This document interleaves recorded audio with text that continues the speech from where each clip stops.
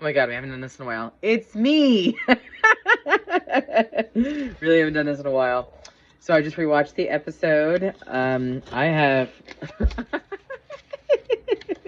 a lot of notes. I love this episode. I feel like it was a warm balm to my Doctor Who loving soul because it has been trash since Smith left. I had moments where I liked both of the ones since then. Fewer for her because the writing was just atrocious. I remember there were moments where I was like righteously, indignantly irritated with what was going on with her because it just seemed like he started writing. I can't remember his name right now, but the dude started writing and then had no place to go. And he was just like, I'm just gonna go ahead and throw a bunch of stuff at you and hope that something sticks. I didn't love that. And then obviously with Capaldi, Rob and I were talking about this. There are moments that were fantastic. Like, him with the guitar, obviously. Him with the war talk. Him with punching that piece of glass over millions and millions of years. Like, those are really good. They stand out to me. As far as her turn was concerned, not as much. Because I can't remember one thing that I was like, oh my god, this is great. I feel like I loved Graham more than I loved literally everybody else. The whole thing, unfortunately. But anyway, we're here to talk about this one. So I love that we immediately start off with Tennant and Donna looking directly into the camera, breaking the fourth wall, talking about what's going on. The sense of urgency in her for her loneliness was so well acted because she had like that wistfulness that I absolutely loved. About she missed something important and something's missing and stuff like that. It broke my heart all over again. It's like immediately. This was only a couple years ago because I think we watched it in real time when it was happening, but it broke my heart that it was like watching her be know something's missing and not be able to know what to do about it. It spoke to me a lot because it's as a mom, and I'm sure you have this as a dad, like there's so many moments when you're like, I remember the me that I used to be and like haven't been that me in a long time because I don't have time or the focus to be that me anymore because I have kids that I need to worry about. So I enjoyed that little monologue. So right after we go into that, we go right into the intro.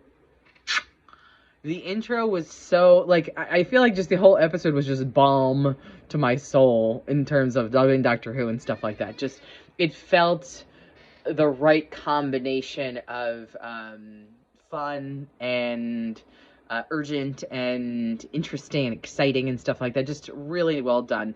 There was, like, a new vibe to it, but also, like, very old school. I just really loved how the intro was all by itself. Immediately when the intro ends and the leitmotif comes in, instantly it's like a dagger in my heart where it's totally like, damn it, I forgot about this leitmotif. And like, they play various leitmotifs all throughout it for like everybody's little things. They played the hell out of it when it was Donna remembering why her daughter remembers everything from the crisis and stuff like that. So beautifully done. I always forget how good the leitmotif is and like how it's one of those things that like soaks into your subconscious and makes you feel things all by itself. I looked at after I watched this, I read things online and stuff like that, and there are a lot of folks who are like, all right, so we're gonna meet Donna right off the bat. That's not great. They were hoping for a little bit more juxtaposition. I was like, what, 15 fucking years is not enough like time apart for you? You need some more? Like, I'm really okay with how quickly he runs into Donna. I tried to watch, when I watched it again, I was like, are we at Christmas? Because it feels like, leading up to Christmas with the whole, like, everybody's on the street and there seems to be, like, a festive vibe. I guess it wasn't Christmas, but it started feeling like it. A recurring theme, obviously, that you noticed in this episode is the use of the fucking word what. And there are moments when it's perfect, like for the whole, like, what is happening right now? When the doctor, in the beginning, when the doctor is like seeing Donna and then Rose and then Sean, what? And then he's like, okay, I give up. You know what I mean? Like, that's great. And then obviously when they use the what again, when Rose starts helping and all that, that was they must have said what, at least 45 times in this episode. I didn't keep count, but it felt like a lot. So I did like that. We with them are like, what the hell is going on right now? Um, Earlier I mentioned how motherhood changes you, but I do love moments where you're still you. So for example, when when Donna sees the doctor and she's like, "Hey, as a word of advice, you should wear this suit until you're 35 and no further." I snot laughed because I was like, she's still in there. This is fantastic. Um, so I enjoyed that. There are little moments. It happened really quickly, so I wrote them literally one after the other. When he goes to show the psychic paper and it says mistress, and he's like, catch up! Like, I enjoyed that. We're going to talk more about, like, pronouns later on, because I definitely like that, all the stuff they did with pronouns. Some of it got a little weird towards the end, but, like, I enjoyed all of the back and forth with the pronouns and stuff like that. So catch up. Allons-y, immediately he's allons-y. And Sean, in his infinite wisdom, is like, oui, monsieur. You know what I mean? Like, okay. And then he mentions Nerys. And I was like, oh, shit, I forgot about Nerys. And I was like, oh, I hope we mention Nerys. And we do later on. And you watch Donna's visceral reaction to fucking Nerys. You know what I mean? Like, I enjoyed that. I will say throughout this whole thing, I had a bunch of notes here about Sean. When we first saw her, she got married to Sean. He had a non-speaking part and stuff like that, didn't know anything. She married a good guy. Because, like, I like that he's like, I'm the luckiest guy in the world. He does have his moments where he's like, do I complain? No, that's what marriage is. I loved so many moments. Like, the moment where he walks in, like, the house being a shit show with Meep, and he's like, well, dinner smells good. Like, like, he's used to, like, the house being a shit show. So he, like, doesn't even flinch. Sean was, like, rock star with all of this, being, like, down for the ride and trying to protect the kid and stuff like that. It was fantastic. A big fan. I feel like Donna did a really good job. Right away, I had the same question. What did they do about the lottery? You know what I mean? And, like, they said that she gave it away. Now, honestly, we know why she gave it away. But watching the discovery for, a little bit of feelings come out over and over, like, towards the end, when, I said this in my other notes further on, when, she's like, because it's something he would do, I gasped. Because I was totally like, see, even her subconscious knew that it was the right thing to do because of, whatever the fun little memory loop, blah, blah, blah, she mentions later on when she gains her memory. I loved that. I also, you said today where he didn't miss a step. He didn't. Watching him, like, climb and do the spyware and stuff like that was really cool, to be able to work through all of that. We're going to talk about the Sonic in a minute. We're also going to talk about inclusion later, because I have inclusion as a big one here. I told you candidly, I didn't know that our new Rose was going to be transgender, and I liked the surprise of, like, I thought this was just, a beautiful woman, and then all of a sudden they're calling her Jason, and I'm like, why are they calling her Jason? In my head, I'm like, are they being, like, is this some dude who's interested in her? And I'm like, hey, I told Rob in real time, I was like, is this a transgender person? And he was like, I don't think so. So we went into it, and I was like, oh my God, it is! And, like, watching what happened, the wonderful discussion. Oh, Sylvia. We walk into the house, and there's Sylvia. Sylvia helped make this episode, too, because there were so many moments where I was like, yes, Sylvia, be us, being like, shut the fuck up already, go away. Like, I enjoyed Sylvia's presence in this episode, too, because I feel like you need to have Sylvia. And then watching her and Donna, like, I feel like their relationship got better either after that happened or once Donna became a mom. Because I feel like they still have that weird little, this beautiful thing and blah, blah, blah, relationship, but I'm standing up, I'm sitting down, rather. They still have the relationship where it's totally like, hey, this is, a little strained, but it seemed better. I really loved the conversation they had about, I don't know how to speak to Rose, and I don't want to do the wrong thing. That's lovely. That's lovely to have those kind of conversations and that kind of consideration and stuff like that. Like, I was a fan of that whole little moment. I just, there was a lot that was really cool about that. Then they kept mentioning Wilf. Oh, we'll talk about Wilf now. They kept mentioning Wilf throughout the entire episode, and I loved it so many times. When they had that moment where they're like, he's no longer with us, and watching the doctor say, I loved that man, and like the grief on his face, even though, he's all over the place with time and space and stuff like that, was Tennant.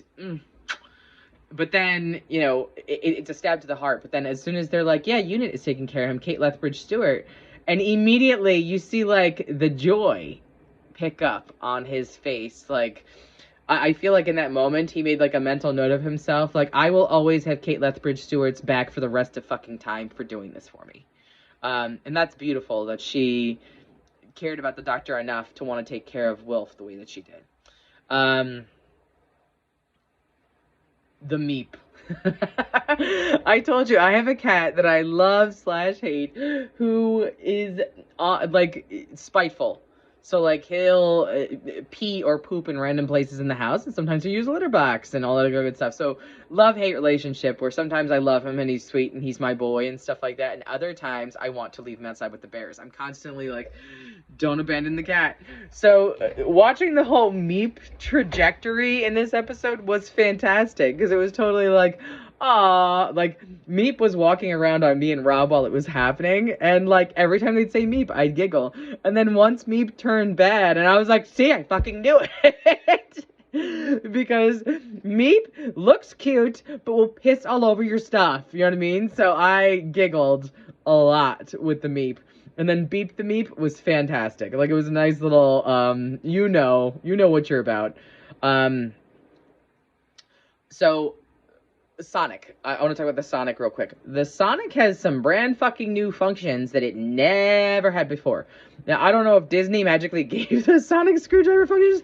I'm interested to know, like, what magical thing happened that made the Sonic being able to do force fields and maps and concrete. The concrete thing was a nice little touch, considering what a hard time we've always had with bullshit things like that. When they deadlocked, I was like, oh, still haven't figured out deadlock, though. But they figured out all the other stuff. Like, what happened? Can we explain how the Sonic made such advancements?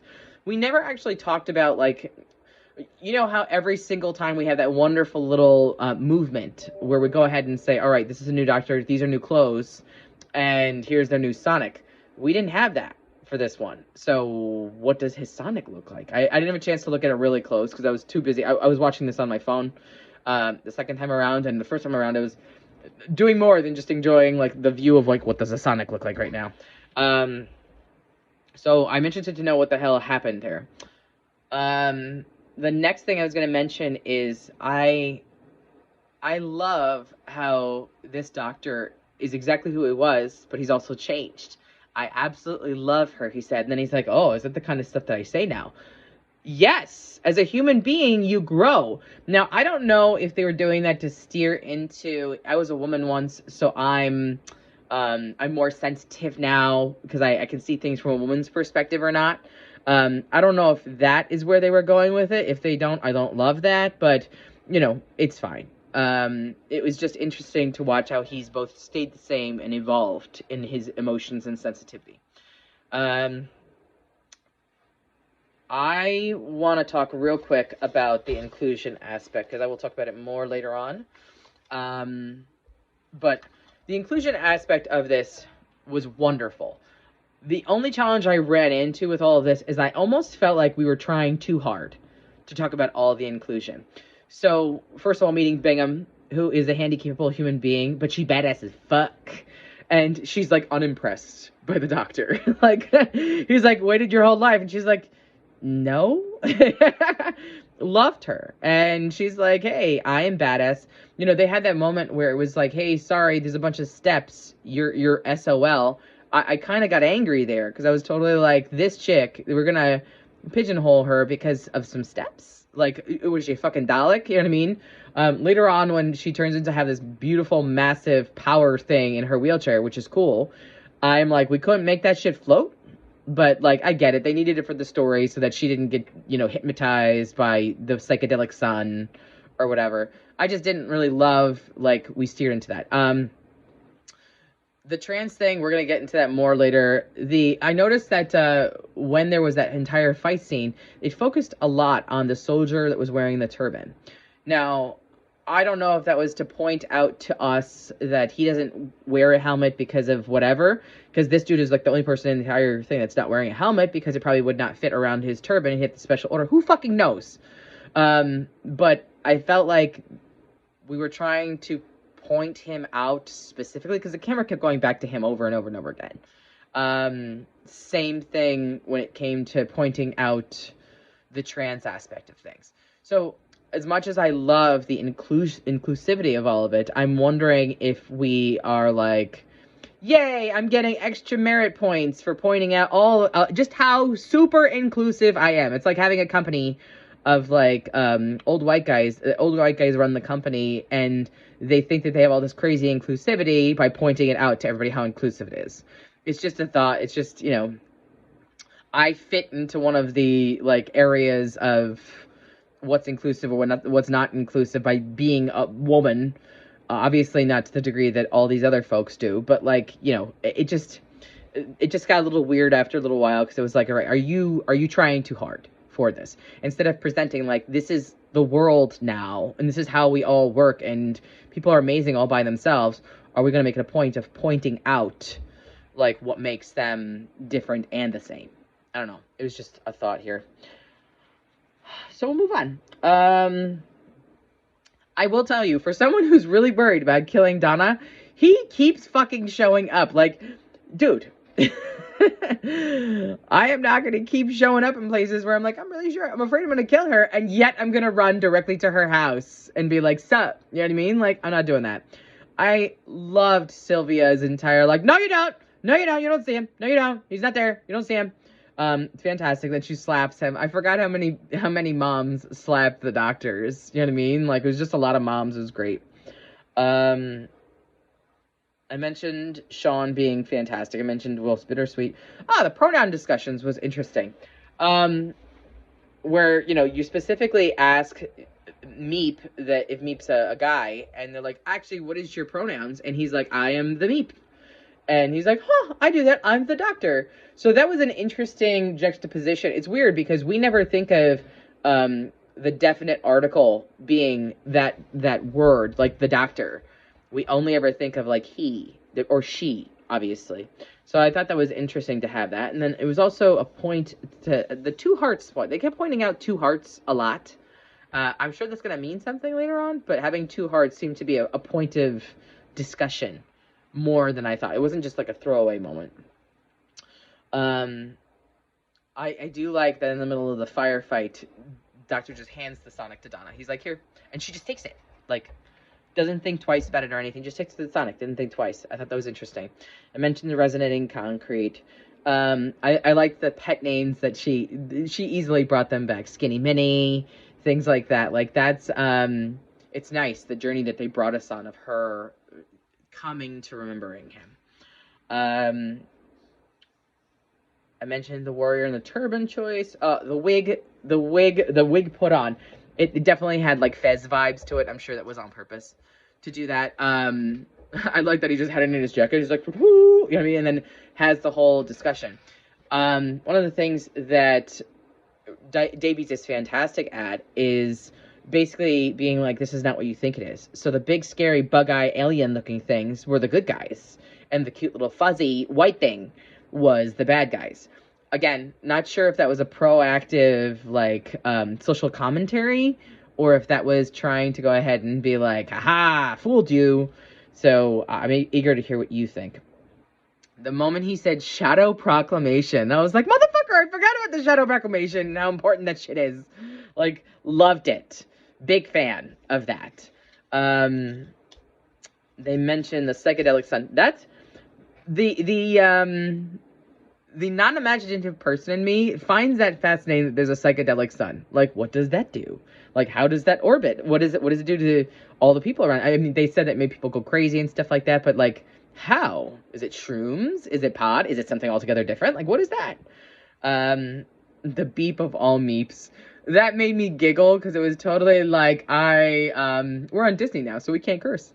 So the beep of all meeps is like head bitch in charge or whatever, but like I enjoyed that. It was a way to curse without cursing, so I thought that was cute. Um, Again, Donna coming back to herself. Like, Donna wasn't afraid at any point in time. She was mad. And the moment that Meep went ahead and was dogging her daughter out, she was like, look! You know what I mean? Like, she was ready to fight. And I love that. Again, I was totally like, that is how motherhood does change you when it comes to that thing. Like, you're ready to fight. I will descend. That was one of my favorite things that she said, where she's like, I will descend. If anybody hurts you, I'll burn down the world for you. I will descend.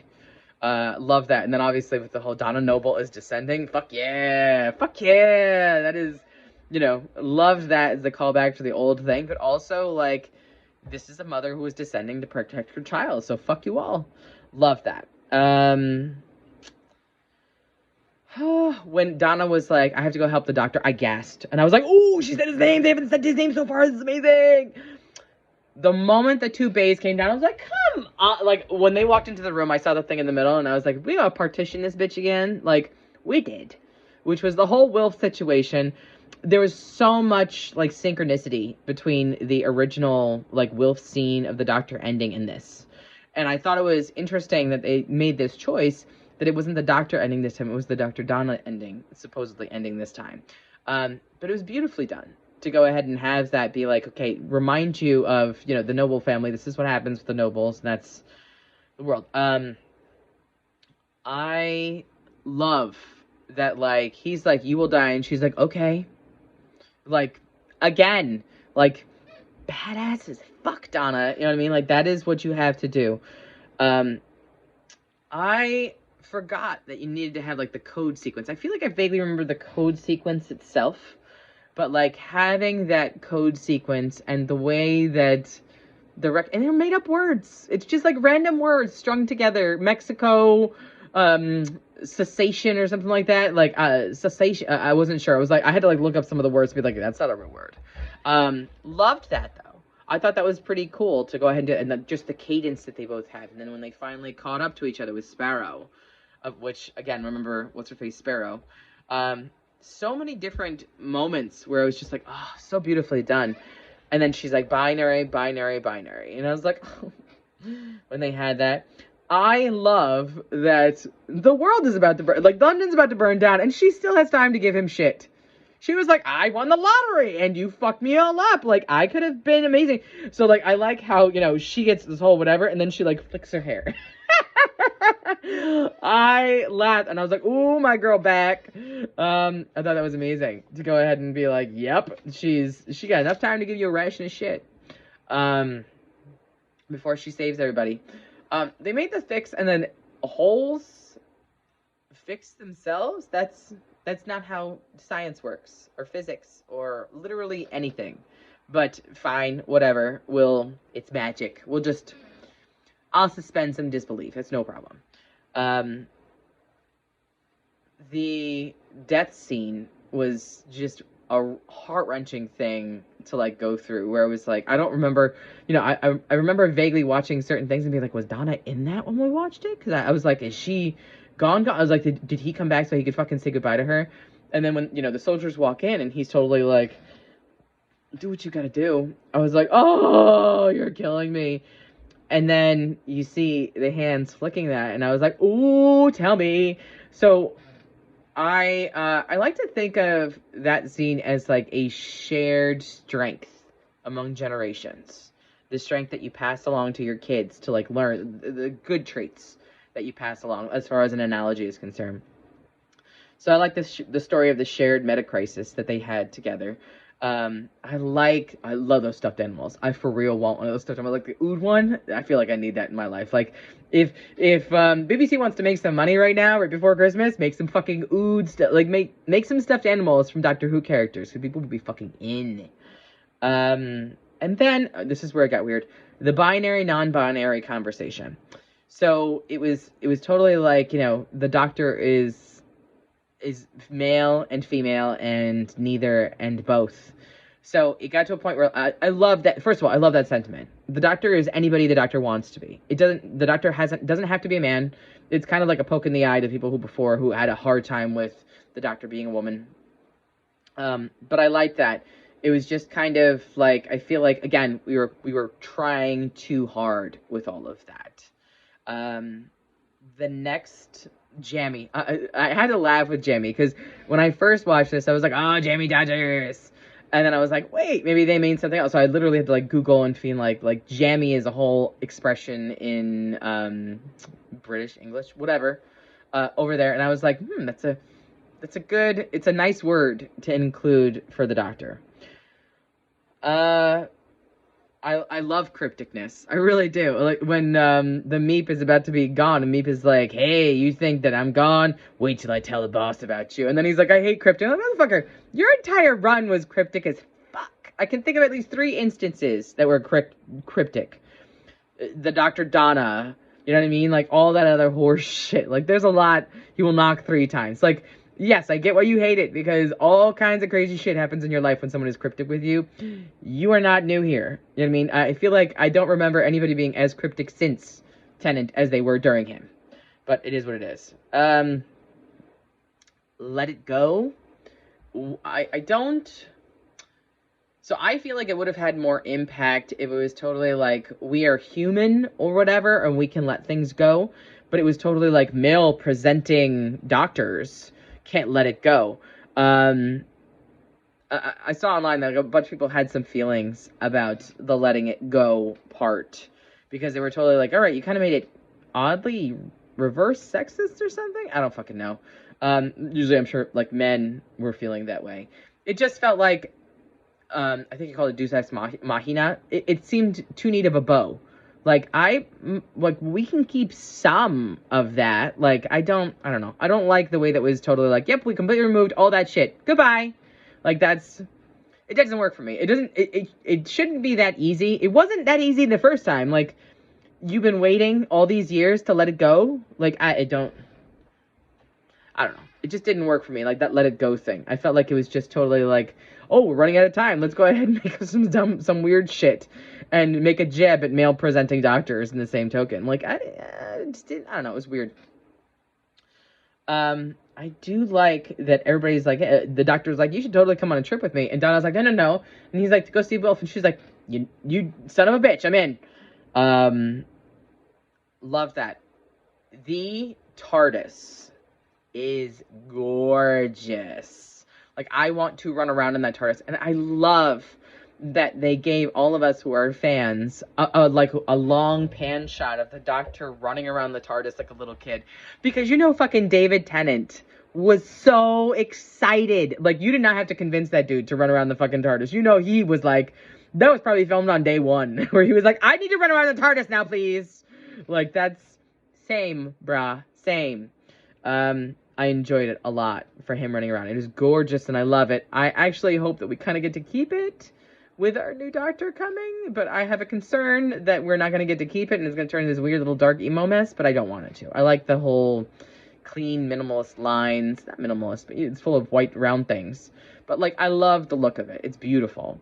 And I like the advancement of it, too. I like that it's like, hey, we've got all these new cool things, to the point where this Doctor was like, I don't even know what this does.